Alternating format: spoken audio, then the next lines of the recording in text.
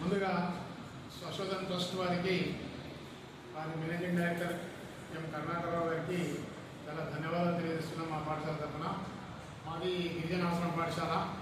మా పాఠశాలను స్వశోధన ట్రస్ట్ ఎంపిక చేయడం చాలా ఆనందంగా ఉంది. ఎందుకంటే స్వశోధన ట్రస్ట్ వారు మాకు 13 బ్రహ్మా టీవీలు ఇవ్వడం జరిగింది. అలాగే ఐసీటీ ల్యాబ్ ఇవ్వడం జరిగింది.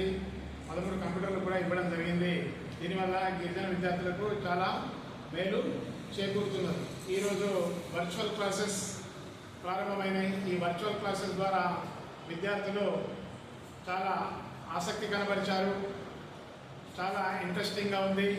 బాగా అర్థం చేసుకోగలుగుతున్నారు. అలాగే పాఠ్యాంశంలోని కఠినమైన అంశాలను కూడా విజువల్స్ ద్వారా చూసి చాలా చక్కగా అర్థం చేసుకోవడం జరిగింది.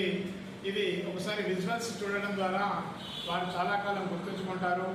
అలాగే వారు భవిష్యత్తులో పరీక్షలకు కూడా మంచి మార్కులు సాధించే అవకాశం ఉంది. కాబట్టి దీనివల్ల చాలా ముందు చాలా లాభాలు ఉన్నాయి. ఈరోజు మొదటి రోజు ఈరోజు లాంచింగ్ అయింది. ప్రారంభమైన రోజు విద్యార్థులు చాలా చక్కటి ఆసక్తి కనబరిచి ఎప్పటికీ గుర్తుండేలా మర్చిపోకుండా ఉంటారు.